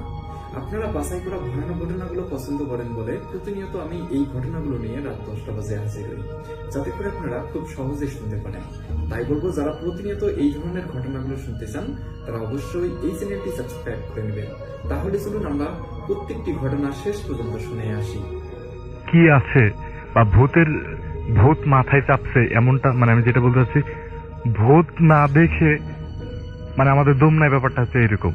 মানে ভৌতিক আমাদের কাজ করতেই হবে, মানে মানে ভৌতিষ্ঠের কাছ থেকে আমরা এমন পরিমাণে মানে অনুপ্রাণিত হয়েছি, আমি ঠিক বলে বোঝাতে পারবো না কি পরিমাণ। তো ভূত দেখার ভূত যেহেতু মাথায় চাপছে, তো তারা এই ধারাবাহিকতায় আমরা একটু বলিনি রাসেল ভাই যে আমরা কিছু প্রোগ্রাম রাখছি। যেমন আমাদের পরবর্তী নেক্সট প্রোগ্রাম হচ্ছে যে সেই আমি যেমনটা বলছিলাম খুলনার সেই মংলাই, সেই বাসায় আমরা আবার যাব, দেখবো যে আসলে কিছু হয় কি না। কারণ সেখানে দুইটা জিনিস আমরা পাইছি, একটা হচ্ছে বলতেছে যে আমার নাম রাকিব, আমাকে আবার ধুয়ে আমাকে আমার আমরা জায়গায় শুনলাম, ধুয়ে একটু দাও। আগে শুনলাম। হ্যাঁ। আমরা এখন যেটা হবে যে আপনার আরেকটা ঘটনা শুনতে চাই। হ্যাঁ, তো রাসেল ভাই আমি দ্বিতীয় ঘটনায় আমি চলে যাই। সেটা হচ্ছে এই ঘটনার কাছাকাছি একটা ঘটনা আমার সাথেই ঘটে যাওয়া। আমি জানি না এই খাটিয়া এবং লাশের সাথে আমার কোনো সংযুক্ত আছে কিনা। প্রায় 1.5 বছর আগেকার ঘটনা। আমি ঢাকা থেকে ফিরছি, সেই দিন ছিল শুক্রবার, আমার স্পষ্ট মনে আছে। কারণ আমি যখন ফিরছিলাম তখন সম্ভবত 9:30টার আমি টিকিট কাটি রাজশাহী যাওয়ার উদ্দেশ্যে ঢাকা থেকে। তো সেই সময় আমার পাশে ছিল আমার সাথে এক বড় ভাই, সিনিয়র বড় ভাই রেজা ভাই, তিনি চাঁপাইনবাবগঞ্জ পর্যন্ত যাবে। তো আমরা উঠি, ওঠার সময় আমার মনে মনে আফসোস হলো যে আজকে যেহেতু শুক্রবার রাস্তায় থাকবো, ঠিক মতো নেট পাবে না, সম্ভবত ভূত এফএমটা আজকে আমার আর শোনা হবে না। তো এইভাবে আফসোস নিয়ে ঢাকা ত্যাগ করলাম। তো আমি যখন রাজশাহীতে পৌঁছাই, রাজশাহী কাজলা রাজশাহী ইউনিভার্সিটির পাশেই একটা এলাকা, যারা রাজশাহী থেকে শুনছেন তারা খুব ভালো মতোই বুঝতে পারছেন। তো কাজলা থেকেই কাজলার আশেপাশেই আমার বাসা। তো রেজা ভাই চাঁপাইনবাবগঞ্জ পর্যন্ত চলে যাবে। তো আমাকে রেজা ভাই বললো, তো তুষার তুমি এক কাজ করো, নতুন যেহেতু ল্যাপটপ কিনছি, তুমি ল্যাপটপটা সাথে নিয়ে যাও, পরে আমাকে কালকে দিয়ে দিও, আমি কালকে আবার রাজশাহীতে ফিরবো। তো এক হাতে আমার ব্যাগ ছিল আর এক হাতে রেজা ভাইয়ের ল্যাপটপ নিয়ে আমি বাসায় ফিরছি। এই সময় আম্মাকে ফোন দিয়ে বলি যে আম্মা আমি কাজলা পর্যন্ত নামছি, তুমি গেট খুলে রাখো, আমার আর 4-5 মিনিট লাগবে হেঁটে আসতে। তো আমি রওনা দিই। কাজলা থেকে ভিতরে যাইতেই ধরমপুর নাম যে গ্রাম, সেই গ্রামের ভিতর দিয়ে একটা চিকন রোড আছে যেখানে রিক্সা টিক্সা দিয়ে যাওয়া যায়। তো যাচ্ছিলাম, এই সময় হাঁটতে হাঁটতে দেখি 2টা কুকুর আমার পাশে আসে। তো আমি মনে মনে করছি যে আচ্ছা ঠিক আছে, 2টা কুকুর যেহেতু আসছে, কুকুর দেখা মনে হয় খারাপ না, ভালোই। শুনছি এর আগে আমি শুনছি কুকুর এবং সাপ এই দুটো কিন্তু মানে অন্য ব্যাখ্যা আছে কিন্তু। আচ্ছা যাই হোক, আমি শুনিনি, যাক ভালো হয়েছে সেই সময় না শোনা। তাই হ্যাঁ, আমি জানতাম যে বিড়াল দেখা খারাপ। এনিওয়ে, তো আমি কুকুর দেখে বলছি আচ্ছা ঠিক আছে। তো আস্তে আস্তে গান গাইতে গাইতে যাচ্ছি, ভিতরে একটু ভয় ভয়ও লাগছে। তো আমার হুট করে মনে হচ্ছে এক কাজ করি, মানে মানুষ তো বলে যে পিছের দিকে তাকাইতে হয় না এইসব সিচুয়েশনে। রাত তখন প্রায় 2:30 ক্রস করছে। তো আমি মনে হলো যে একটু দাঁড়াই। তো আমি দাঁড়ানোর সাথে সাথে কুকুরগুলো দেখলাম যে আমার পাশে দাঁড়ায় গেল। তো মনে হলো যে পিছে একটু তাকায় দেখি কিছু আছে কিনা। তো পিছে তাকাইলাম, ডান দিক দিয়ে তাকাইলাম, কিচ্ছু নাই। বাম দিয়ে তাকাইলাম, কিচ্ছু নাই। আসলে মনের ভয় যে যতটুকু হয়। তো হাঁটতেছি, সামনেই 4 রাস্তার একটা মোড় পড়ে। তো সেই মোড়ে দেখলাম আরো 3টা কুকুর, মোট 5টা কুকুর আমার সাইডে দিয়ে হাঁটছে। তো একটু মনে হলো যে কি ব্যাপার, এত কুকুর একসাথে কেন? তো মনে হলো যে রাত হইতেই পারে। তো আমি যেতে যেতে আমি থামছি ইচ্ছা করে, দেখছি কুকুরগুলো আমার সাথে সাথে থামছে। আমি আবার হাঁটতেছি, কুকুরগুলো আমার সাথে সাথে হাঁটতেছে। আমার বাড়ি আর একটু কাছেই। তো আমার বাড়ি যেতে হলে আর একটা গলি ক্রস করা লাগে। সেই গলির সামনে একটা মসজিদ এবং মসজিদের পাশেই ছোট্ট আর একটা পারিবারিক কবরস্থান, সেখানে 2-3টা কবর দেওয়া হয়েছে, তার একটু সামনেই আমার বাড়ি। তো ভালো কথা, সেই মোড়ে আসছি, নেক্সট লাস্ট যে ব্যাগটা নিব সেই মোড়ের। তো সেখানে দেখলাম আরো 2টা কুকুর, মোট দেখছি 7টা কুকুর। তখন আমার একটু ভয় ভয় শুরু করেছে, কি ব্যাপার এত কুকুর আমার সাথে কেন? এমনি কুকুর আমি এমনিতেই ভয় পাই। তো নেক্সট যে গলিতে গেছি, গলিতে যাওয়ার পর মসজিদের পাশেই একটা লাইট পোস্ট ছিল। লাইট পোস্টে থেকে ওই কবরস্থানটা দেখা যায়। তো যেই ঢুকতে যাব সেই সময় আমি দেখলাম দূর থেকে আবার সেই আমি বললাম তো আমি একটু আগে যে আমি জানি না যে খাটিয়াই কেন আমি লাইফে দেখতেছি, গত 2 বার আমি খাটিয়া দেখছি। আবার দেখছি যে মসজিদের পাশেই, কবরস্থানের পাশেই সেই খাটিয়াটা রাখা। হ্যাঁ, তো লাইটে আবছা দেখা যাচ্ছে, যেহেতু লাইট থেকে একটু দূরে ছিল। তো আমার মনে হলো যে হয়তো রাত্রে কেউ মারা গেছে, সেই জন্য মসজিদের পাশেই খাটিয়াটা থুইছে, হয়তো মাটি টাটি দিবে এরকম কিছু। তো আমি একটু আগাইতে যাব, সেই সময় 2টা কুকুর আমাকে ক্রস করে সেই খাটিয়ার দিকে একটু দ্রুত গতিতে এগিয়ে গেল। যাওয়ার পর 2টা কুকুর একটু শব্দ করতে করতে, ঘর ঘর ঘর ঘর শব্দ করতে করতে এগিয়ে যাচ্ছে। তো আমি দেখলাম যে খাটিয়ার ভিতরে কিছু একটা আছে, মানে আমি লক্ষ্য করতেছি খাটিয়ার ভিতরে কিছু একটা আছে। তো জাস্ট আবার সেই যেমনটা খুলনায় দেখছিলাম যে ওইরকমই খাটিয়া থেকে জাস্ট একটা লাশ পেঁচানো একটা কিছু সেই উঠে বসতেছে এবং আস্তে আস্তে আস্তে মুভ করছে। পাশে ছিল ড্রেন, হাতে আমার 2 ব্যাগ। আমি মানে বুঝছিলাম না যে এই মুহূর্তে আমার কি করা উচিত। আর 1 মিনিট পথ না আমার বাসা, যেখানে আমার আম্মা ওয়েট করতেছে, আমি যেহেতু ফোন দিয়ে দিছি অলরেডি। তো যাই হোক, দেখলাম আস্তে আস্তে আস্তে আস্তে আস্তে সেই খাটিয়াটা এবং সেই লাশটা, ঠিক বলবো না যে হেঁটেও গেল, ঠিক বলবো না যে উড়েও গেল, জাস্ট হেঁটাই আর উড়ার মাঝে যে গতিটা থাকে সেই গতিতে আস্তে আস্তে আস্তে আস্তে সেই দিকে মিলাই গেল। কুকুর যেহেতু খাটিয়ার সামনে যখন গেল, তখন দেখলাম যে সেই আপনার কি বলে কবরস্থানের ভিতরে ঢুকে গেল, মানে একদম খাটিয়া সহ লাশটা ঢুকে গেল। রাইট। তারপরে যে ঘটনা ভেসে ভেসে যাচ্ছিল এরকম না, কিছু একটা? ভেসে ভেসে ঠিক না, মানে আস্তে আস্তে স্লো মোশনে যাচ্ছিল। আচ্ছা, হ্যাঁ। তো জাস্ট কয়েক সেকেন্ডের ভিতরে ঘটনাটা ঘটছে এরকম। তো আমি এখন আমি বুঝতেছিলাম না যে কি করব বা কি করা উচিত। তো জাস্ট যেহেতু আমার আরেকটু আমার বাড়ির দূরত্ব, তো আমি জাস্ট ওইদিকে না তাকানোর চেষ্টা করে আমি আমার বাড়ির দিকে যাওয়ার চেষ্টা করলাম, কিন্তু বারবারই ওইদিকে চোখ যাচ্ছিল। তো আমি বাড়িতে জাস্ট ক্রস করি। তো সেই সময় আমার সাথে তখনও 2টা কুকুর ছিল, বাদ বাকি কুকুরগুলো সেই কবরস্থানের সাথে থেকে গেছে। তো আম্মা দেখছি গেট খুলে শাটার খুলে দাঁড়ানো আছে। তো আম্মা বলছে, ঠিক আছে আসছিস, আয় ভিতরে ঢোক তাড়াতাড়ি। তো আম্মার চোখ দেখে আমি বুঝলাম যে আম্মা আমার পিছে কিছু একটা দেখছে। মানে আপনার যদি সামনে দাঁড়ায় থাকি, আপনি যদি পিছে কিছু দেখেন, সামনে যে চোখ চলে গেলে মানে পিছে কিছু দেখছে, আম্মার চোখ দেখি সেটা আমি বুঝছি, কি দেখছে সেটা আমি বুঝিনি। তো আম্মা বললো তাড়াতাড়ি ভিতরে ঢোক। তো আমি আম্মা সহ ঢুকে গেলাম। তো পরদিন আম্মা বলতেছে, আমি আম্মাকে বলছি সকালে নাস্তার সময় যে আম্মা কি ব্যাপার, কালকে রাত্রে কি হয়েছে। আম্মাকে আমি আগে আমার প্রথম কথাটা বলিনি যে দেখি, কারণ আমি রাত্রে যখন শুইলাম তখন মনে হলো যে নিশ্চিত আজকে ভূত এফএম শোনার কথা ছিল, শুনিনি। আমি এটা নিয়ে জল্পনা করছি, আমার হ্যালুসিনেশন হয়েছে, তাই আমি ব্যাপারটাকে এড়াই গেছি, রাত্রে ওইটা বলে ঘুমানোর চেষ্টা করছি। তো সকালে আম্মাকে বলছি যে আম্মা কি হয়েছিল কালকে, তুমি কি দেখছো, তুমি তাকাইছো, মানে ঘটনা কি, মানে কি হয়েছে। তো আম্মা শুনতেছে নিশ্চয়ই ভূত এফএম এখন। তো আম্মা বলছে যে কাল তুই যখন আসলি, ওই গলিতে ঢুকলি, গলির পাশেই সামনে যে একটা ওয়াল আছে, সেই ওয়ালে একটা 10 থেকে 12 বছরের ছোট্ট একটা বাচ্চা জাস্ট বসেছিল, বসে নাকি আম্মার দিকে তাকিয়ে দাঁত বের করে হাসতেছে, মানে নিঃশব্দে হাসতেছে। হ্যাঁ। তো আম্মা বলতেছে আমি এটা দেখছি। তখন আমি আম্মাকে বললাম, আম্মা আমি তো এগুলো দেখছি, এই ঘটনা। তো এই ছিল রাসেল ভাই আমার দ্বিতীয় হিস্টোরি। আপনাকে অনেক ধন্যবাদ। আমরা চলে যাব আমাদের পরবর্তী অতিথির কাছে। আপনার নামটা প্লিজ একটু বলবেন, আপনি কোথা থেকে এসেছেন সেটা বলবেন, তারপরে আপনার ঘটনায় যাব। আমি স্বাধীন মাহমুদ, রাজবাড়ী থেকে এসেছি। প্লিজ আপনার ঘটনা শুনি। ঘটনাটা 2008 সালের। আমি তখন ইন্টার ফার্স্ট ইয়ারে পড়ি। জি। তা আমাদের কলেজ গড়াই নদীর ধারে আর কি। তা আমি কলেজের হোস্টেলে উঠি। কলেজের হোস্টেলে ওঠার পরে রাত্রে বন্ধুদের সাথে অনেক আড্ডা হয়। তা একদিন রাত্রে সবাই মিলে ভূতের গল্পগুলাই আলোচনা করছিলাম। আচ্ছা। এই সময় একজন বলল যে শ্মশান ঘাটে যখন মানুষ পোড়ানো হয়, ওই দিনটা যদি অমাবস্যার রাত হয়, তাহলে ওই রাত্রে কেউ যদি শ্মশান ঘাটে মানে নদীর ধারে হাঁটু পানিতে নেমে যদি ওখানে হাত দেয়, তাহলে পানির মধ্যে একটা সিঁদুরের কৌটা পাওয়া যায়। আর এই সিঁদুর কারো গায়ে যদি লাগাই দেওয়া যায়, তাহলে সেই লোকটা ওই লোকটার বশবর্তী হয়ে যায় আর কি। মানে যা বলবে, যা করতে বলবে তাই, মানে সে যা বলবে ওইভাবেই সে চলবে। তা আমি এসএসসি পরীক্ষা দেওয়ার পরে আমাদের এলাকায় একটা অনাকাঙ্ক্ষিত ঘটনা কয়েকজন মিলে আর কি জড়িত হয়ে যায়। তা ওখানে যাই হোক, গ্রাম্য সালিশের মাধ্যমে ওখানে আমাদের যেভাবে টর্চার করা হয়, ওইখান থেকে একজন লোকের উপর খুব রাগ হয় আর কি। মনে হয় যে এই সিঁদুরের কৌটাটা যদি আমি আনতে পারি, তাহলে তো তার উপর ভালো একটা প্রতিশোধ নিতে পারবো। হ্যাঁ, সেইরকম ওখানে আমরা যারা আছি, এর মধ্যে আমার একটা ফ্রেন্ড ছিল জিল্লু নাম। ছেলেটা 2014 সালে মারা যায় আর কি, সুইসাইড করে, জগন্নাথ ইউনিভার্সিটিতে পড়তো। তো ওকে আমি বলি যে দেখ, উত্তম ভাই তো এই ধরনের গল্প বলছে, তা আমরা দুজন কিন্তু ইচ্ছা করলে এই সিঁদুরের কৌটা আনতে পারি। তা বললো হ্যাঁ ভালো আইডিয়া। তা আমরা ওয়েট করতে থাকি যে কবে অমাবস্যা আসবে, আর ওই দিনে যদি এই হিন্দু পাড়াতে কোনো মানুষ মারা যায়, তাহলেই তো আমাদের কাজটা করতে হয়ে যাবে। এইভাবে দিন যেতে থাকে। প্রায় 3 মাস পরে এরকম একটা দিন আসলো যে ওই দিন অমাবস্যার রাত, আর ওই দিন বিকালেই একটা মানুষ পোড়ানো হয় শ্মশান ঘাটে।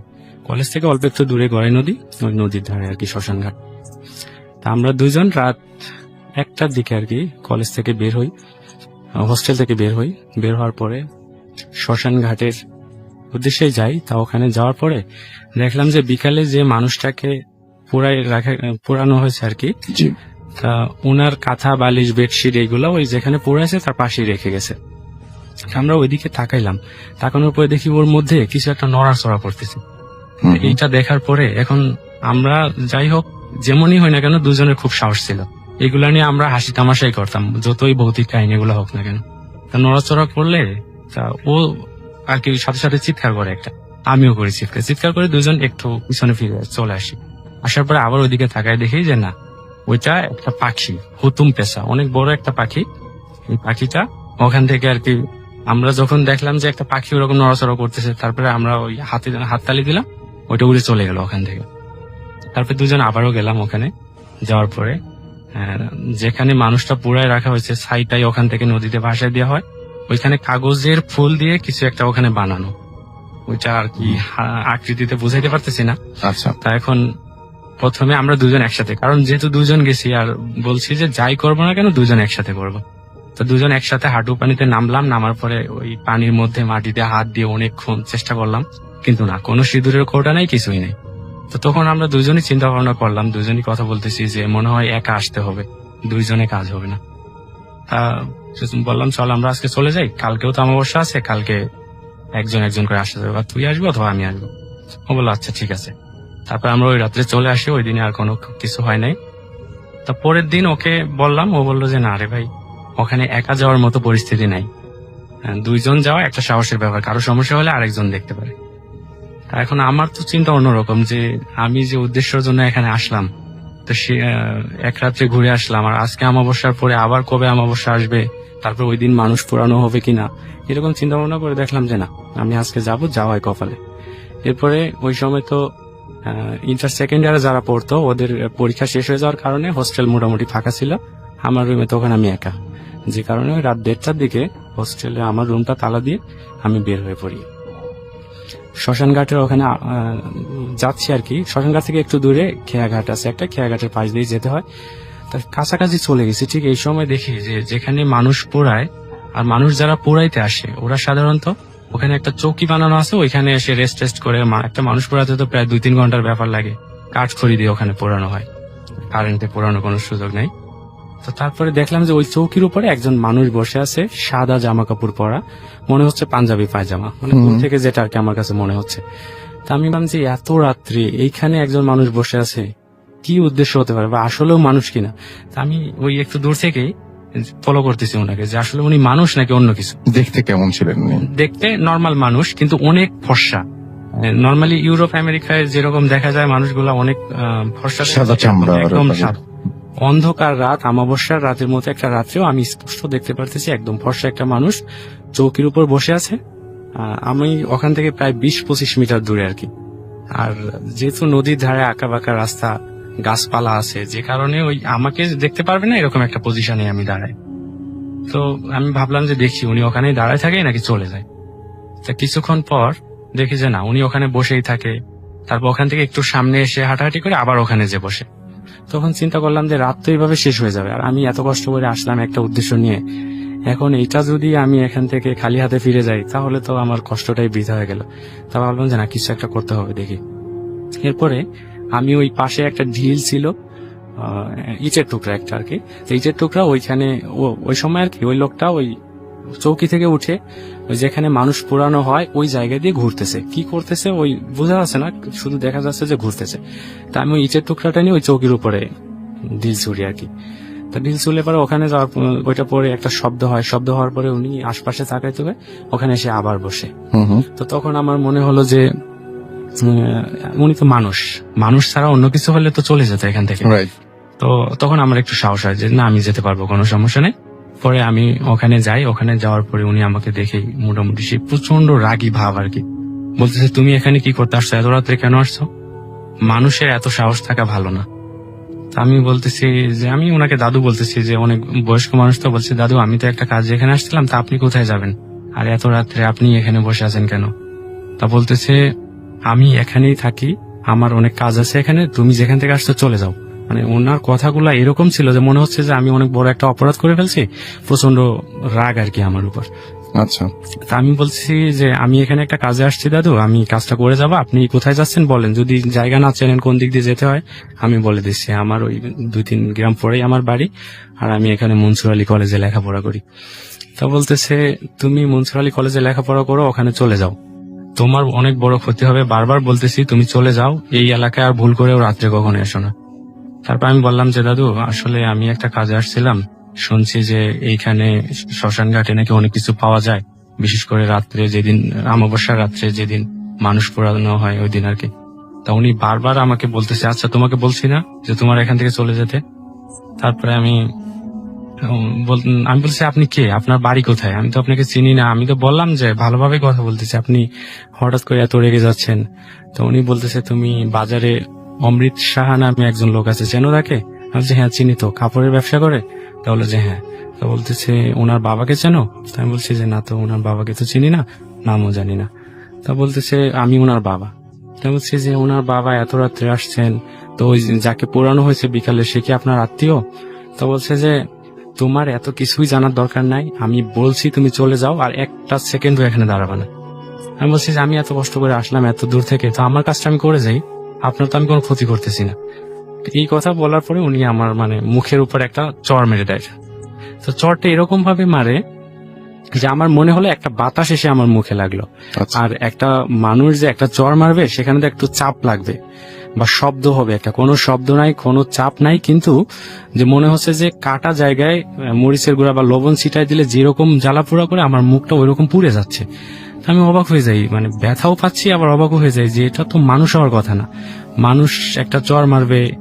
যেহেতু এইটুকু মাথায় আমার সবসময় কাজ করতেছে যে কোনো শব্দ হলো না, কোনো মানে চাপ লাগলো না, একটা বাতাসের মতো লাগলো আর এরকম হয়ে গেল, তখন আমি প্রচন্ড ভয় পেয়ে যাই যে কি হতে পারে এটা, আর কেন। আর আমার মাথায় কাজ করতেছে অন্যটা, আমার তো চিন্তাই হলো সিঁদুরের কৌটাটা, যে আমি যেটা নিতে আসলাম আর এরকম একটা ঘটনা। তারপরে উনি বলতেছে যে উল্টা ঘুরে এক দৌড়ে চলে যাবা, খেয়াঘাটে যাওয়ার আগ পর্যন্ত আর আমার এদিকে তাকাবেন। আমি বলতেছি, আমি উনার যখন চড়টা মারছে তখনই আমার তো বুঝতে পারছি যে উনি আসলে মানুষ না, মানুষ হলে তো মানুষের চড় এরকম লাগার কথা না। তো তারপরে আমি বলতেছি আমি একটা কাজে আসছিলাম, আচ্ছা আমি চলে যাচ্ছি, আর আসবো না কখনো। পরে উল্টা ঘুরে দৌড় দিছি, দৌড়ায় খেয়াঘাটে যাই নাই, খেয়াঘাটে যাওয়ার আগেই আমি তাকাই দেখছি যে কি এটা। তা এখন দেখলাম যে ওইখানে যে জিনিসটা দেখলাম সেটা আমি একদম মানে হঠাৎ করে এরকম দেখে আমি প্রচন্ড ভয় পেয়ে যাই, মানে মনে হচ্ছে যে কলিজা কেটে যাচ্ছে, এরকম একটা বিষয়। তো দেখছি যে প্রায় 20-30 ফুট লম্বা একটা মানুষ, মানুষই বলা যায়, কালারটা নর্মাল মানুষের মতো না, অন্ধকার রাত হলেও খয়েরি কালারের মতো মনে হচ্ছে একটা দেহ, আকৃতি এরকম 20 থেকে 30 ফুট লম্বা হবে। তা ওই যে শ্মশান ঘাটে যে কিছু যে ব্যক্তির পুরানো হয়েছে আর কি বিকালবেলা, তো ওনার যে আসবাবপত্র ওখানে রেখে গেছে, বেডশিট, বালিশ, বিছনা চাদর, কাঁথা টাথা যা আছে এগুলা, তো ওইগুলা সব নিয়ে পানিতে ফেলে দিল। আর হচ্ছে যে ওই মুহূর্তটা মানে আমি তো ভাবতেছি যে এখন যে অত বড় লম্বা যদি আমার দিকে সে চলে আসে, আমি যে তাকাইছি, আমাকে তো বলছে যে খেয়াঘাটে যাওয়ার আগ পর্যন্ত এদিকে তাকানো যাবে না। তো তখন আমি দেখলাম যে খেয়াঘাটের পাশ দিয়ে আবার লোকালয়, মোটামুটি অনেকের জনবসতি আছে। তা আমি মানে যখন দেখলাম যে ভিতরে আমার কলিজাটা একদম মনে হচ্ছে যে বের হয়ে যাবে, এরকম পরিস্থিতি আর কি, ওই রকম অবস্থায় দেখে। তো তারপরে আমি ওখান থেকে একটা দৌড় দিই, খেয়াঘাটের পাশে আমার একটা ফ্রেন্ডের বাসা আছে, হাবিব নাম। তা ওদের বাড়িতে যে ওই জানলাটা খোলা থাকে নর্মালি, ওই সময় সেপ্টেম্বর অক্টোবরের দিকের ঘটনা, জুন মাসের ঘটনা আর কি। তা তখন আর কি আমি ওদের ওখানে জানলা দিয়ে ওকে ডাক দেওয়ার পরে ওদের বাড়ি থেকে লোকজন আসে যে এত রাত্রে আমি এখানে কেন, কি করতে আসছি। তা বলছিলাম একটু ঘুরতে আসছিলাম এদিকে, তা শ্মশান ঘাটের ওখানে এরকম ঘটনা দেখলাম, দেখে তো খুব ভয় পেয়ে গেছি। তা বলছে যে এই শ্মশান ঘাট তো অনেক পুরাতন শ্মশান ঘাট, এই রাস্তা দিয়ে নর্মালি রাত 11টার পরে কেউ কখনো যায় না, সবসময় কোনো না কোনো ভৌতিক কাহিনী ঘটতেই থাকে এখানে। তারপরে ওই ফ্রেন্ডের আম্মু আর কি আমার জন্য লবণ পানি দিল, লবণ পানি খেয়ে তো মোটামুটি একটু তখন সুস্থ, অনেক লোকজনের মধ্যে তখন একটু আর কি স্বাভাবিক মনে হচ্ছে। তো ওই রাত্রে আমি হাবিবের ওখানে ঘুমাই, তারপর সকালবেলা ওখান থেকে চলে যাই। এরপরে এই মানে এই কাহিনী, ওই সিঁদুরের খোঁড়ার কথা আমি একবারেই ভুলে যাই। যতই চিন্তা করি যে না আমার ওইটা লাগবে, তখন মনে পড়ে যে লোকটাকে দেখলাম, বিশেষ করে 20 থেকে 30 ফুট লম্বা, আর মুখের আকৃতি তার দেখতে পারি না ওই মুহূর্তে। তো যাই হোক ভাই, এরপরে আমি আর কখনো ওই ঘাটে বা ওই শ্মশান ঘাটে আর বাট কখনো যা যাইনি। কিছু ঘটেছে এটা পুরোপুরি আপনার সামনে, আপনার হ্যাঁ, নিজের সাথে এবং একদম আপনার সামনে ঘটেছে। সামনে। আসলে গ্রামের মানুষ তো একদম পল্লী এলাকা, এই ধরনের ঘটনা সেই আমলে এখনো হয়তো ঘটে, কিন্তু অহরহ ঘটে আর কি। যেহেতু এলাকাগুলো এরকম, লোকালয় খুব একটা নাই, নদীর ধার, তারপরে এইখানে তো মনে করেন যে আপনার মানুষ পোড়ায় যায়, এরপরে হচ্ছে যে আপনার ওই অনেক পুরাতন এলাকা আর কি ওখানে। তো প্রায় এই ধরনের কোনো ঘটনা ঘটতে থাকে। কিন্তু আমরা কিছু পোলাপান ছিলাম যারা, যে এরা একটু নিজেরাই নিজেদেরকে অনেক বড় ভাবতাম যে না, আমরা দেখবো যে কি বিষয়গুলা, আর এই বিষয়গুলা কেন ঘটে। এমনও হতে পারে যে আমরা আমাদের ভাগ্যেরও পরিবর্তন করতে পারবো এদের দ্বারা। সবকিছুকেই তো ভয় পেলে চলে না। কিন্তু ওই যে একটা জিনিস আনতে যেই তো যে ভয়টা পেয়ে গেলাম, এরপর আর কখনো ওইখানে যাওয়া হয় নাই। ওকে, কষ্ট করে একটা ঘটনা পাঠিয়েছেন আমাদের, আমি তার ঘটনা শোনাতে চাই আপনাদেরকে। ইয়েস, এটা একটা অডিও ক্লিপ। আমাদের প্রতিটি এপিসোডে ইমেল যেমন থাকে, খুব সঙ্গত কারণেই কিছু অডিও ক্লিপও আমাদের রাখতে হয় বা রাখি। আমার কাছে অডিও ক্লিপ ভালো লাগে, এ কারণেই ভালো লাগে যার ঘটনা তিনি তার মতো করে উপস্থাপন করছেন। ঠিক একইভাবে ইমেইলে যেমন যিনি যার ঘটনা সেভাবেই লিখে পাঠান, অডিও ক্লিপ অনেকটা সেরকম। আমি চাই যারা ঘটনা লিখতে পছন্দ করেন না, বলতে পছন্দ করেন, তাদেরও অংশগ্রহণটা খুবই জরুরি, না হলে অনেক ঘটনাই হারিয়ে যাবে। কথা না বাড়িয়ে আমরা চলে যাব একটা অডিও ক্লিপে। চলুন শুনে আসি।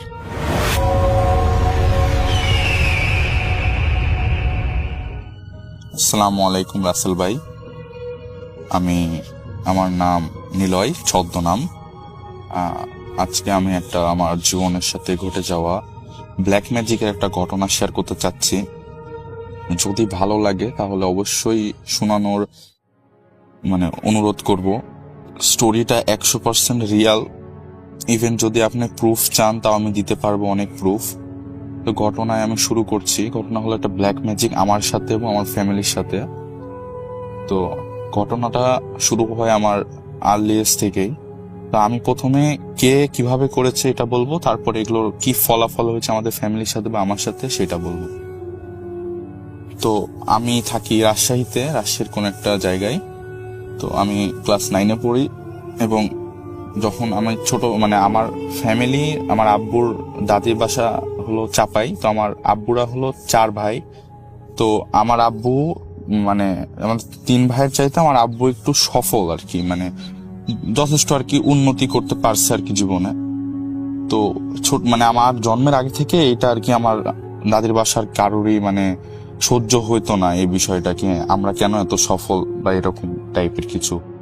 তো আমি ছোটবেলা থেকে অনেক মেধাবী একজন স্টুডেন্ট, কারণ আমার কখনো 2 রোল হয়নি ছোটবেলাতে। আমার আর্লি নার্সারি থেকে 4 পর্যন্ত কখনো আমার 2 রোল হয়নি, অলওয়েজ 1 রোল থেকেছে এবং 5-এও 1 রোল ছিল। তো এটা কেন বলছি এটা সামনের ঘটনাতে বুঝতে পারবেন। তো কে করেছে সেটা হলো আমার দাদি এবং আমার চাচি। আমার দাদি এবং আমার চাচি এই জিনিসটা ব্ল্যাক ম্যাজিক আমাদের সাথে করে। তো কেন করে এটা তো বুঝতেই পারলেন, কারণ আমরা একটু সফল জীবনে হইতে পারছি আর কি। তো আমার বাসায় কেউই আমাদের সহ্য করতে পারে না, আমার দাদির বাসায়। এই কারণে আমরা রাজশাহী আসি। রাজশাহী এসে আমরা এখানকার স্থানীয় বলতে গেলে, কারণ অনেকদিন থেকে আমরা আছি, বাসা বাড়ি সবই আছে আমাদের এখানে। তো আমি ক্লাস 4 পর্যন্ত আমার সাথে কোনো কিছুই হয়নি বা আমাদের ফ্যামিলির সাথে। পরে আমি বকাটে টাইপের ছেলে হতে শুরু করি। আমার কোনো কিছুই আমার ভালো ছিল না, ঠিক ছিল না। আমি যেরকম পড়াশোনা করতাম, আমার পড়াশোনা হইতো না। আমার পড়তে বসলে মনে চাইতো কি না এখন পড়বো না বা এরকম। মা বাবা অনেক চেষ্টা করছে, কিন্তু আমার আম্মু আব্বুরা তো বুঝেনি এটা কিসের জন্য। তো আমি এমন স্টুডেন্ট ছিলাম, রাসেল ভাই আপনাকে বলি, আমি হয়তো রিস্কাতে স্কুল থেকে যাচ্ছি, এই সময়ও হয়তো যে 5 মিনিট আমি পাই ওইটাতে আমি বই করলে অঙ্কর সূত্রগুলো বা এগুলো পড়তাম, যেন আমার স্কুলে যার কোনো সমস্যা না হয়। তো হঠাৎ করে আমার পড়াশোনা সব বাতিল হয়ে যায়। আমার পড়াশোনা টোটালি অফ। ক্লাস 5-এ পিএসসি পরীক্ষাতেও আমার বোর্ডে নাম আসছিল। তো এরপরে হঠাৎ কেন আমার একবারে ডিমোশন হয়ে যায়, এটা আমার বাসার মানুষ খুব চিন্তায় ছিল, আমাকে অনেক বকাবকি মারামারি করতো। তো তারপরেও আমার ঠিক হচ্ছিল না বিষয়টা, এবং আমি অনেক খারাপ একটা ছেলে হয়ে যাচ্ছিলাম। রাসেল ভাই বলি, আমি মানে ক্লিয়ার করে সব বলতে চাই, আমার কোনো লজ্জা লাগছে না, কারণ এটা একটা সত্যি ঘটনা, এবং আমার জীবনে যেটা হয়েছে এটা যেন আরো অন্য কারোর সাথে না হয় জন্য আমি ক্লিয়ারলি বলতে চাচ্ছি। আমি খুব আর্লি যে স্মোকিং করা শুরু করি, তো স্মোকিং করা শুরু করি, খারাপ ছেলেদের সাথে মেশা শুরু করে দিই, মানে আমার টোটালি মানে ডিমোশন হয়ে গেছে এভরি প্লেস থেকে, মানে আমার পজিশনটা একবারে লো ক্লাস ছেলেদের মতো হয়ে গেছে। তো এই মুহূর্তে আমার মানে এটা তো ছিল আমার মানে ক্যারিয়ার, মানে আমার একটা ডিফল্ট ছিল। তো এরপরে আমার সাথে শুরু হয় কিছু রহস্যময় কাহিনী, যেমন আমি যখন বাসায় থাকতাম, মানে আমার সাথে অনেক আজে বাজে জিনিস হইতো। মানে আমার যে ঘরটা ছিল ওই ঘরটাতে আমি আমার মামার সাথে ঘুমাতাম। তো মামা চলে যায় ঢাকাতে কাজের জন্য, তো তারপর থেকে আমি একাই মানে ঘরে থাকা শুরু করি ক্লাস 4-5-এ। তো তখন থেকে আমার সাথে এই খারাপ কাজগুলো হতে থাকতো, যেমন আমার বাসার পিছে মনে হতো কেউ কাউন্ট করছে, এবং কাউন্টটা একসময় করতো আরবিতে আর একসময় হতো বাংলাতে। তো এই বিষয়টা আমি বুঝতে না পেরে মানে আমার আম্মু আব্বুকে বলতাম, তো আমার আম্মু আব্বু বলতো না, মানে তোমার এগুলো কথা মিথ্যা, কারণ মানে তারা ধারণা করে নিয়েছিল আমার আর জীবনে কিছু হবে না, আমি সব মিথ্যা কথা বলি, কারণ বললাম আমি বকাটা টাইপের হয়ে গেছিলাম। তো আমি প্রথমে আগে বলে দিতে চাই কি আমার কালো জাদুটা কিভাবে করা হয়েছে। তো আমার দাদি এবং চাচি আমার উপর জিন চালান দিয়েছিল যেন আমার পড়াশোনা না হয় এবং আমি অনেক খারাপ একটা ছেলে হয়ে যায়, যেন আমি জীবনে কিছু করতে না পারি, এবং ইভেন আমার ফ্যামিলির সাথেও এটা করা হয়েছে যেন আমার ফ্যামিলি আগাতে না পারে, আর মানে আমরা যেখানে আছি ওখানে স্টপ হয়ে যায় বা আমাদের আরো মানে নিম্ন আমরা যেতে থাকি। তো এভাবে আমাদের দিনকাল কাটছিল, আমারও দিনকাল কাটছিল। আমার নিজের জীবনের সাথে আমি নিজেই মানে খুশি ছিলাম না, কারণ আমি নিজের মধ্যে যখন ভাবতাম কি আমি কি ছিলাম কি হয়ে গেলাম, তখন নিজেই অনেক কান্না আসতো, কিন্তু কিছু করার ছিল না, কারণ আমি জানতাম না ততক্ষণ আমার কি হয়েছে। তো হঠাৎ করে আমার নানি একদিন বললো আমাকে কি, আমার নানি আমার আম্মুকে বললো কি তোর ছেলেকে একটু কবিরাজ দেখা। তো আমাদের এখানে একটা জায়গায় অনেক মানে নামকরা একজন কবিরাজ ছিল, মহিলা কবিরাজ। তো উনার কাছে আমাকে নিয়ে যায়, মানে হঠাৎ একদিন রাতে একটা প্ল্যান হয় এবং হঠাৎ আমাকে ওখানে নিয়ে যায়। তো ওখানে নিয়ে যাওয়ার পরে যা জানতে পারি আমরা তা মানে অনেক একটা আশ্চর্যজনক বিষয়। তো উনি বলে কি আমাকে দুইটা জিন আমার উপরে আসর করানো হয়েছে, এবং এই দুইটা জিন একটা ছিল মহিলা আর আরেকটা ছিল পুরুষ, তারা হলো মানে স্বামী স্ত্রী ছিল, এবং যে কবিরাজ আমার উপরে দুইটা জিন চালান করেছে ওই কবিরাজ এই মানে জিন কাপড়টাকে বশ করে আমার উপরে চালান দিয়েছিল।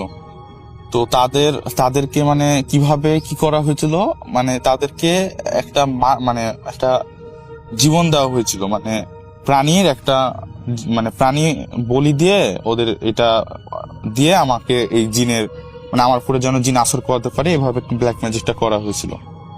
এবং আমার ফুল ফ্যামিলি মানে আমার উপরে বেশি জিনিসটা হয়েছিল, এবং আমার ফ্যামিলি মানে যেন আমার ফ্যামিলির ডিমোশনও হয়ে যায় এরকমও করানো হয়েছিল। তো কবিরাজটা অনেক প্রসিদ্ধ না হওয়ার কারণে, মানে প্রসিদ্ধ বাট আমার এই বিষয়টা পুরোপুরি হ্যান্ডেল না করার কারণে উনি ওনার গুরুর একটা খবর দেয়, উনিও মহিলা কবিরাজ, অনেক বয়স্ক ছিল। তো পরের দিনে আমাকে তার কাছে নিয়ে যায়, এবং মহিলা যে প্রথম কবিরাজটি ছিল তিনি যাননি, আমাকে অ্যাড্রেস দিতেছিল ফ্যামিলিকে, আমার ফ্যামিলি নিয়ে যায়। তো এর মাঝখানে একটা কাহিনী আমি বলি। আমার একদিন আমি স্বপ্নে দেখি কি আমাকে শিকড় টাইপের কিছু আমার চাচি অনেক ফোর্স করছে স্বপ্নের মাঝখানে, হ্যাঁ কি স্বপ্নে আমার চাচি অনেক ফোর্স করছে কি জিনিসটা খাও খাইলে কিছু হবে না, তুমি খেলে এটা তোমার মানে শরীরে কোনো ক্ষতি হবে না বা এরকম, বাট আমি খেতে চাচ্ছিলাম না, তাও শেষ পর্যন্ত আমাকে খাওয়াই দিয়েছিল। এই কথাটা কেন বলছি এটা আপনি একটু সামনে বুঝতে পারবেন। তো ওই কবিরাজ মানে মহিলা কবিরাজ যখন আমরা যাই তখন ওই মহিলা কবিরাজ বলে কি হ্যাঁ আমি সবই শুনেছি, যা আমার মানে ওই প্রথম কবিরাজটা যা বলে ওইটা হিসাবে উনি বলছেন হ্যাঁ আমি সবই জানি, আপনারা বসেন আমি আসছি। তো তিনি কিছু আমল করেন এবং আমল করে আমাদের সামনে এসে বলেন হ্যাঁ এখানে এরকম জিনের আসর আছে আপনার ছেলের উপরে এবং আপনার ফ্যামিলির উপরেও আছে। তো আপনাদেরকে এখন আপনার ছেলেকে একটা শিকড় খাওয়ানো হয়েছে স্বপ্নের মধ্যে। মানে স্বপ্নের মধ্যে শিকড়টা খাওয়ানো হয়েছে, মানে ব্ল্যাক ম্যাজিক তো করা হয়েছে, ওই দুটা দিনকে তো আসর করানো হয়েছে, তাও আমার জন্য শরীর স্বাস্থ্য ঠিক না থাকে এই কারণে। আর এর মাঝখানে বলে দিই রাসেল ভাই, আমি মানে ছোটবেলায় অনেক ফর্সা ছিলাম এবং আমার শরীর দেহ গঠন অনেক মানে উন্নত ছিল, এখন যেরকম আছে তার চেয়ে অনেক সুন্দর দেখতে ছিলাম আমি। আপনি যদি মানে প্রুফ চান ভাই, তাহলে আমার ছোটবেলার ছবি এবং এখনকার ছবি দেখে আপনি অনেকটাই বুঝতে পারবেন, মানে আকাশ পাতাল তফাৎ। মানে কেউ যদি দুটা ছবি দেখে তাহলে বুঝতে পারবে না কি এই লোকটাকে আর এই ছেলেটাকে আর এই ছেলেটাকে। তো রাসেল ভাই এভাবে আমার তো তখন যে মহিলা কবিরাজটা বলে কি, এখন এই ছেলের কাছ থেকে যে শিকড়টা এটা আপাতত মানে না করতে হবে, বের করতে হবে শরীর থেকে। তো আমি জানি না এই কবিরাজ কেমনে কি করলো, অনেক মানে ঘর থেকে কিছু আমল করে আসলো এবং আমল করে এসে আমার নাভিতে কিছুক্ষণ হাত ফেরাতেই হাতে আমি বুঝতে পারলাম মানে নাভি থেকে কিছু একটা বের হলো, এটা বুঝিনি, বাট নাভিতে কিছু মানে কিছুক্ষণ হাত দেওয়ার পরে যে একটা কিছু বাজছে এটা আমি বুঝতে পারলাম। পরে কিছুক্ষণ আবার মানে হাত দেওয়ার পরে বড় একটা শিকড় বের করলো নাভি থেকে আমার। তো বললো এই যে এই শিকড়টা ওকে স্বপ্নের মাঝখানে খাওয়ানো হয়েছে। এবং রাসেল ভাই জিনিসটা অনেক শকিং, বুঝছেন, মানে আমি নিজেও ওনার হাত দেখেছি যখন আমার নাভিতে হাত দিচ্ছিল, ওনার হাত একবারে ফ্রেশ এবং একটা পানিতে হাত ধুয়ে পরে আমার নাভিতে উনি মানে ওই কাজটা করেন। তো এটা তো কোনো অপশনই নাই কি উনি কোনোভাবে আর কি ওই হাতে, তো আমি নিজে ফিল করতে পারছি, মানে কিছুক্ষণ পরে আমি নিজে একটা বড় কিছু আমার নাভিতে ফিল করতে পারছি। তো এটা তো অবশ্যই না কি ওনার কোনো চাল বা এরকম কিছু। তো উনি আমাকে বলে কি এভাবে এভাবে এখন করতে হবে, দুধ নিয়ে আসো, মিষ্টি নিয়ে আসো, কলা নিয়ে আসো, ওই জিনগুলোকে দেখে আমি এগুলো দিয়ে সন্তুষ্ট করতে পারি কিনা। তো ওই দুটা জিনকে হাজির করানো হয় এবং জিনকে যখন হাজির করাই তখন বলে ওরা কি আমাকে এভাবে এভাবে আমাকে নিয়ে আসা হয়েছে, আমাদের মানে বন্দি করে এখন এই ছেলের উপর চালান দিয়েছে। তা আমরা এই ছেলের যতদিন মানে ধ্বংস না হয়ে যায় ততদিন আমরা এই ছেলেকে ছেড়ে যাব না। তো তারপরে অনেক মানে মানে আমল করে বা উনি যা করে আর কি কবিরাজরা অনেক চেষ্টা করে আমার মানে জিনিসটা তাবিজের মাধ্যমে আর কি কিছু কমায় রাখছিল, এমন নাকি আমার শেষ হয়ে গেছে বাট কমায় রাখছিল যেন বেশি ক্ষতি না করতে পারে আমার। তো এরপরে রাসেল ভাই এটা ছিল আমার মানে কেমনে আমাকে জাদু করা হয় বা আমাকে কেমনে ব্ল্যাক ম্যাজিক করা হয় এইটার কাহিনী। এবার এটা আমার জীবনের সাথে কেমনে ইফেক্ট করেছে এখন আমি এটা বলবো। তো ওই কাহিনী মানে ওই জিনিস জানার পরে রাসেল ভাই বিশ্বাস করেন আমাদের ফ্যামিলির মানে জানার পরে আমার চাচি এবং দাদি আরো ওই জিনিসটা বাড়িয়ে দেয় কবিরাজকে, মানে যে কবিরাজের মাধ্যমে কাজ করা হয়েছে ওনাকে বলে আরো জিনিসটা অ্যাডভান্স করে দেওয়া হয় আমাদের ব্ল্যাক ম্যাজিকটা। তো এরপর থেকে আমাদের বাসাতে এমন এমন জিনিস হচ্ছে যেটা মেনে নেওয়ার মতো না, এটা একবারে স্বাভাবিক কিছুই না। মানে আমরা যখন বাসায় থাকতাম আমাদের রাতের বেলা আমরা যে বাসা আগে থাকতাম ওই বাসাটা ছিল হলো অনেক পুরাতন বাসা, আমরা কিনেছিলাম। তো আমরা ভাবছিলাম ওইখানে ভেঙে আমরা বাসা বানাবো। তো ওইটা তো প্রথমে যে ভাঙা বাসাটা মানে ভাঙা না, বাসাটা অনেক সুন্দর কিন্তু পুরাতন অনেক। তো ওই পুরাতন বাসায় যখন থাকতাম তখন আমাদের সাথে এমন কেমন কাহিনী হইতো মানে আপনি বিশ্বাস করার মতো না এগুলো কাহিনী। যেমন আমি ঘুমায় আছি, এলিয়েনদের যেরকম হাত হয় রাসেল ভাই, এলিয়েনরা যেরকম ছোট হাত দেখে আমরা মুভিতে দেখতে পাই, তো এরকম একটা কুচ্ছিত হাত আমার মাঝে মাঝে আমার রাতে আমার দরজার দোপাল্লা দরজা ছিল, তো দোপাল্লা দরজা থেকে মাঝখান থেকে হাত ঢুকাই দিত এবং সাথে সাথে বের করে নিত। তো আমি বাসা ঘরের মানে আমি প্রচুর সাহসী ছিলাম রাসেল ভাই, এখন পর্যন্ত আমাকে এগুলো গ্রাস করতে পারেনি, মানে প্রচুর ভয় দেখানো হয়েছে, প্রচুর হচ্ছে, কিন্তু আমি কখনো এগুলোতে মানে বিলিভ করিনি। আমি সাথে সাথে দরজা খুলে দেখতাম কেউ নাই। আবার আমার ফ্যামিলি সবাই শুনতো, কেউ নুপুরপুরে বাথরুমে যেত, আমাদের একটাই বাথরুম ছিল ওই বাসায়, বাথরুমে যেত, দরজা ছিল টিনের, তো অনেক শব্দ হইতো কেউ খুললে, তো খুলে যেত ঠিকই কিন্তু কেউ আর আসতো না, মানে 1 ঘন্টা হয়ে যাচ্ছে দেখা যাচ্ছে কেউ আসছে না রাসেল ভাই বাথরুম থেকে। তো বিষয়টা অনেক ভয়াবহ ছিল, বাসার অনেকেই বের হতো এবং বের হলে দেখতো কি কেউ নাই, মানে বাথরুমে কেউ গেছে বাট কেউ আসেনি বা দরজা ঠিকই বন্ধ থাকতো। আবার মানে আমাদের ছাদে মনে হতো কি, আমাদের ছাদ ছিল 3 তলা, তো ছাদে যদি কোনো লোক দৌড়াদৌড়ি করে তাহলে নিচ পর্যন্ত শোনা যাইতো, মানে আমরা ছিলাম 2 তলায়, 3 তলায় মানে কিছু দৌড়াদৌড়ি হলে তো অবশ্যই শোনা যাবে। তো আমরা রাতের বেলা শুনতাম, শুনে সাথে সাথে যাইতাম, কিন্তু কোনো লোকের আনাগোনায় পাইতাম না। কিন্তু এটা কিন্তু অসম্ভব ভাই, কারণ একটা যদি মানুষ ছাদ থেকে নামতেও চায় তাহলেও তার কিছু মিনিট বা 1 মিনিট হলেও তো লাগবে, কিন্তু আমরা সাথে সাথে মানে দৌড় পেরে 10 সেকেন্ডে গেলেও দেখতাম কি ওখানে আর কেউ নাই। আবার আমি যখন একা থাকতাম ঘরে, মানে ঢুকতে যাইতাম ঘরে, তখন দেখতাম কি আমার বিছানার উপরে কখনো কখনো চেয়ারের উপরে একটা মহিলা বোরখা পরে বসে আছে। মানে বসে আছে বলতে বসে থাকতো, এবং যখনই লাইট অন করতাম তখন জিনিসটা ভ্যানিশ হয়ে যেত। এবং মহিলাটা ছিল মানে আবঝা টাইপের, এমন নাকি পুরা মহিলা বোরখা পরে বসে থাকলে যেরকম হয় এরকম না, মানে বোঝা যাচ্ছে কি এটা মহিলা বসে আছে, বাট এটা ক্লিয়ার ছিল না। লাইট জ্বালানোর সাথে সাথে চলে যেত।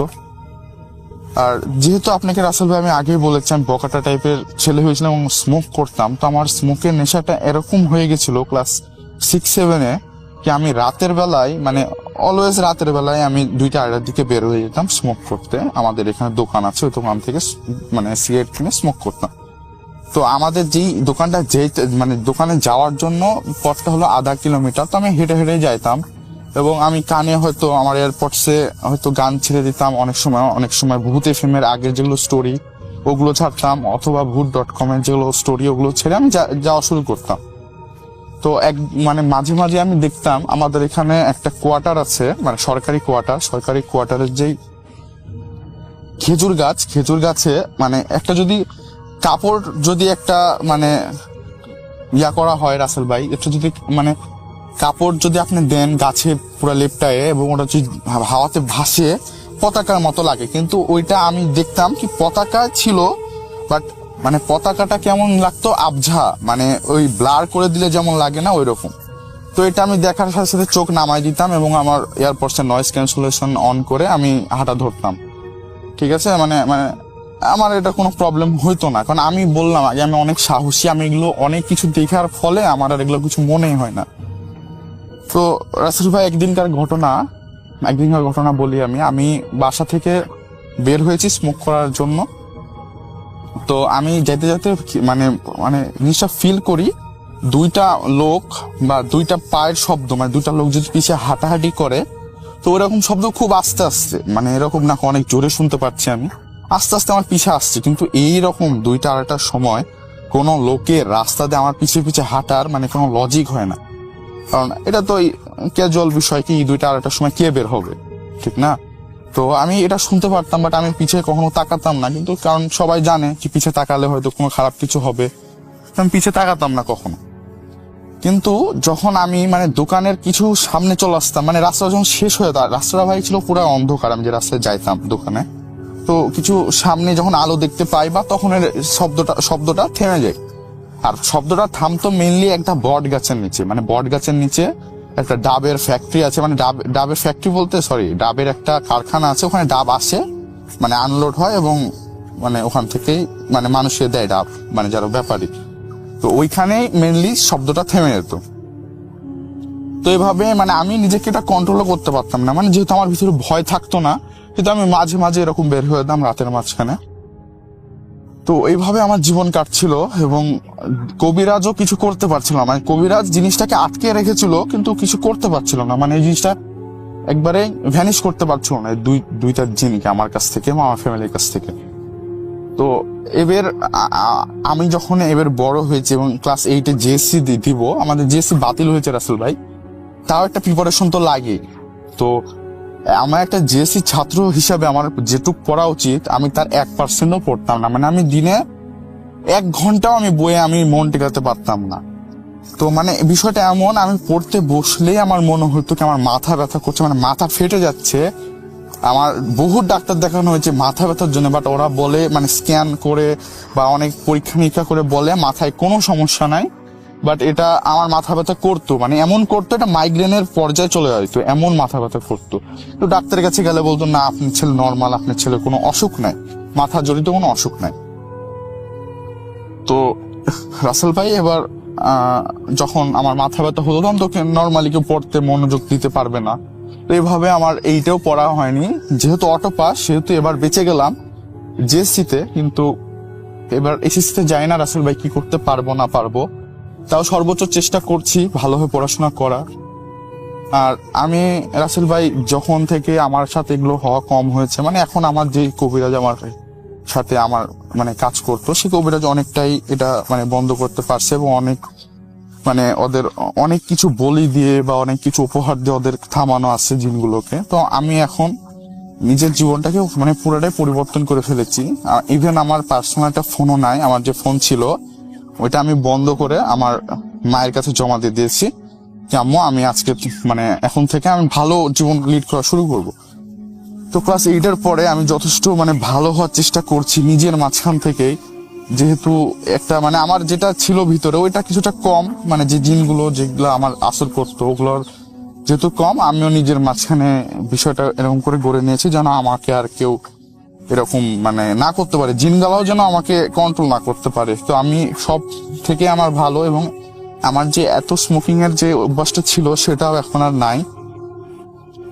এখন আমার স্মোকিং এর বিষয়টাও নাই, এবং আমি যাদের সাথে চলাফেরা করতাম বকাটা ছেলেপেলেদের সাথে, ওদের সাথেও আমি আর চলাফেরা করি না। তো তাও আমাকে প্রতিনিয়ত এগুলোর শিকার হইতে হয় রাসেল ভাই। যেমন আমি যখন ঘরে ঢুকি, ওই যে একটা মহিলা বসেই থাকে মাঝে মাঝে, আবার রাতে আমার মনে হয় খাট কেউ সামনে থেকে মানে পায়ের ওখান থেকে চাড়ছে, কিন্তু যখন তাকায় দেখতাম তখন না, খাট ঠিকই আছে কিন্তু আমার মনে হতো খাট চাড়ছে। তো রাসেল ভাই এটাই ছিল কাহিনী। এখন আমার জীবনে হয়ে যাচ্ছে, যদি মানসম্মত মনে হয় ঘটনাটা, আমি গুছাই বলতে পারিনি, যদি মানসম্মত মনে হয় বা মনে হয় এটা ছোট ভাইয়ের নিজের জীবনের কাহিনী, এবং আমি কাহিনীটা বলছি কারণই হলো কি আমার যেগুলো মানে আমার সাথে যেগুলো মানে আমার বয়সের যেগুলো ছেলে আছে তাদেরকে আমি সতর্ক করতে চাচ্ছি, তুই যতই জিন তোমার উপরে আসর করুক, নিজের যদি ঠিক করতে চাও তাহলে অবশ্যই আল্লাহকে ভরসা রেখে ঠিক করা সম্ভব। কি আমাকে যতই জিন আসর করুক আমি নিজেকে পরিবর্তন করবো, আল্লাহর নাম নিয়ে শুরু করবা, দেখবা ইনশাআল্লাহ হয়ে গেছে। তো এই মেসেজটা দেওয়ার জন্য রাসেল ভাই আমার ইমেলটা দেওয়া, আর আমার জীবনের যেই সত্যি কাহিনীটা এটা যেন অনেক মানুষ জানতে পারে, এর জন্য আমার কাহিনীটা আপনাকে বলা। আর আরেকটা রিকোয়েস্ট আমি করব, যদি ঘটনাটা গোছানো না হয় রাসেল ভাই, আমাদের জানি আমরা অনেক মডারেটর আছে অনেক সুন্দর লিখতে পারে, যদি পসিবল হয় তো এই ভয়েস ক্লিপটা যদি ওনারা তাদের ভাষায় লিখে যদি মানে প্রকাশ করতে পারে, যদি সিলেক্টেড হয় তাহলে এটা করতে পারলে আমি আরো খুশি হবো রাসেল ভাই, কারণ আমি গুছায় কথাবার্তা বলতে পারি না বা বলা শিখিনি এখন ওইভাবে। তো এটাই ছিল আমার কাহিনী, ভালো লাগলে পড়ে শোনাবেন। ধন্যবাদ সবাইকে, সব অডিয়েন্সকে, আপনাকেও রাসেল ভাই। আসসালামু আলাইকুম।